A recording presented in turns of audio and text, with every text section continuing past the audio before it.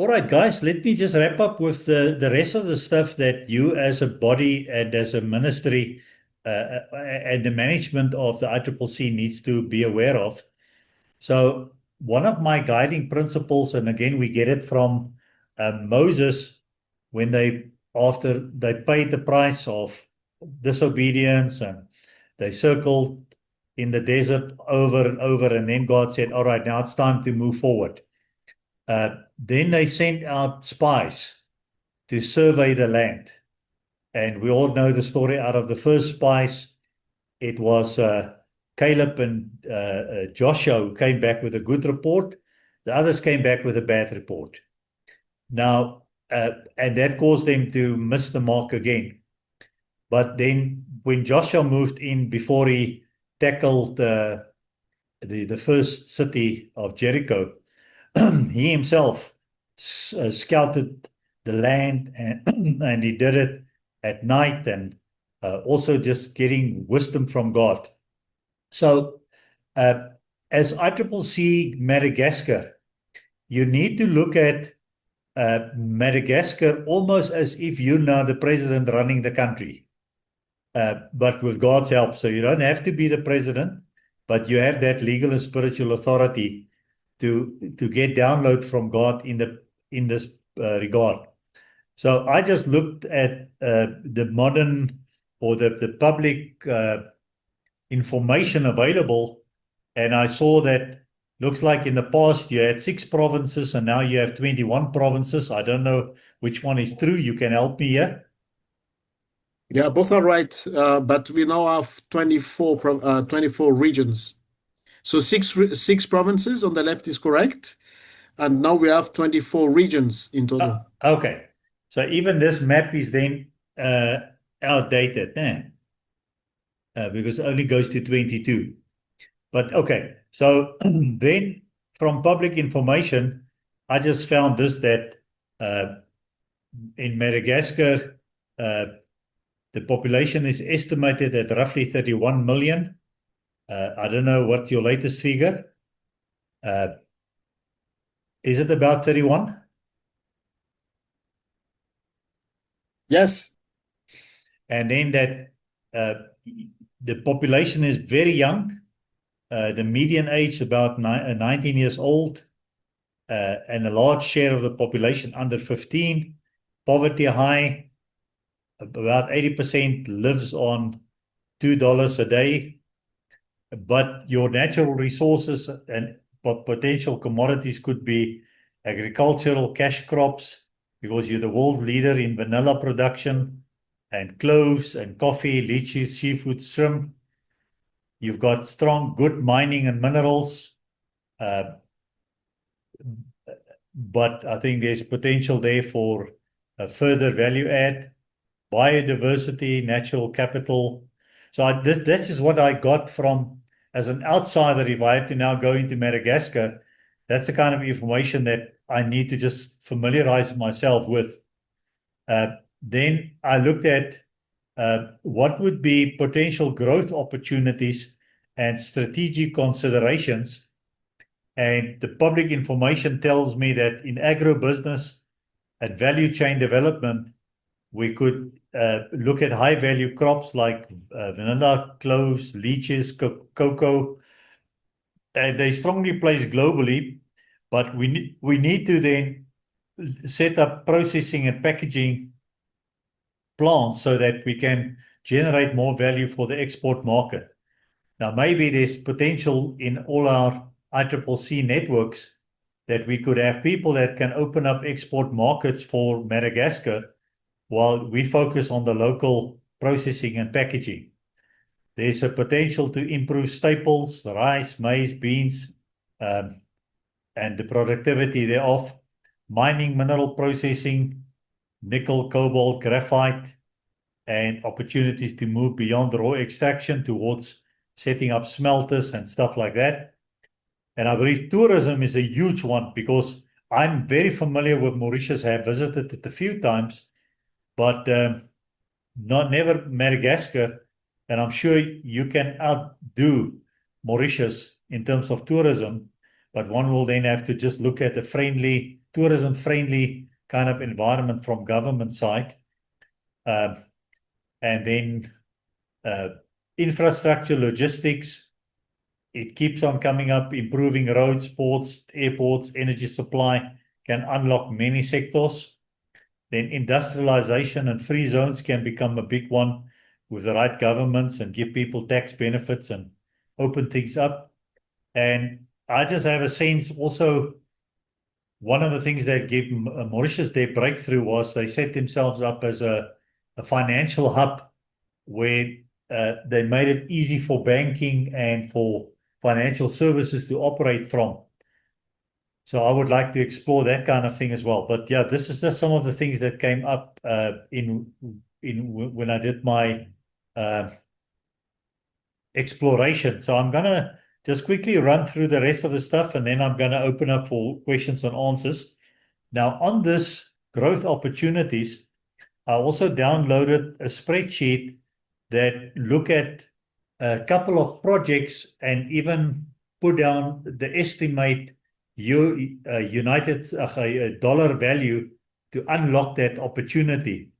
So those are things that down the road we could explore together to say, how can we create investment value for people and in the process solve some problems for our country.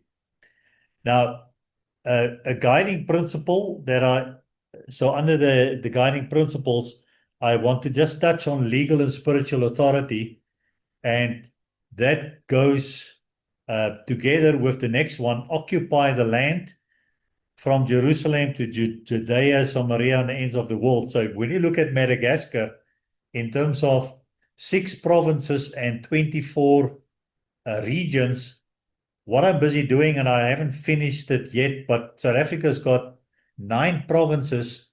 And when I took over in 2022, we were literally, 6 people on paper, but 3 of them active, including myself, Lizette, and Dave. And it took us a while, and we can now look at some things that we can do to grow the numbers.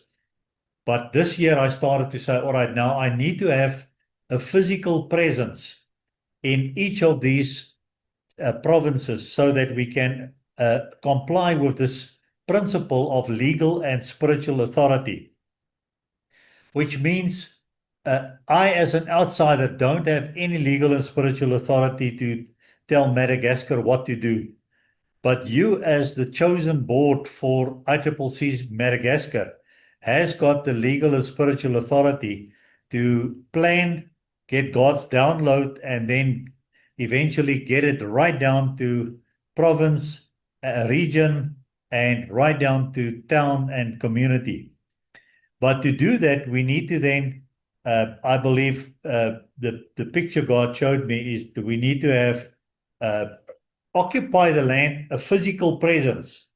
So we need to look for people, let's say, first of all, the provinces. Now, I'm not familiar with where you are situated right now, and we don't have to go down that route right now. But once you've got your compelling vision, is to say, okay, who do we know in each of these provinces that we can talk to and share this vision, and maybe that person can become our presence for ICCC in that province. And then you start supporting the provinces around that person with some of the things we'll discuss. And from province, we then move down to region. So each provincial leader starts praying into it because he will have the authority, and God will guide him to find then which bodies, which people God has already raised up.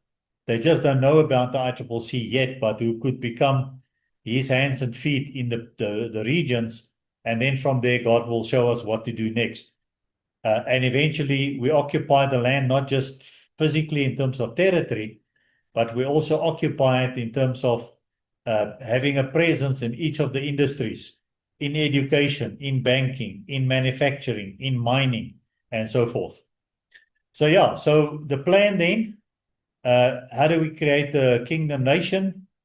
We want an ICCC representation in every province, region, ward. We'll do it through breakfast, transformed working life sessions, and then over time we'll unpack the chamber activities locally, regionally, nationally, internationally, so we can benefit people.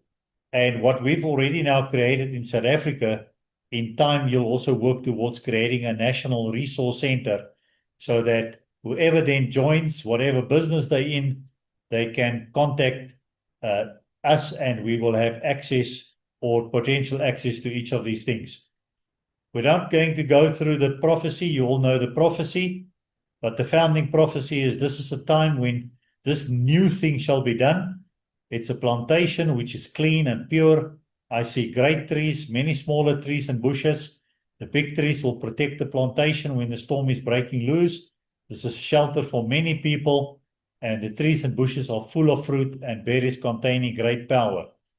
So now you are now that starting plantation for Madagascar.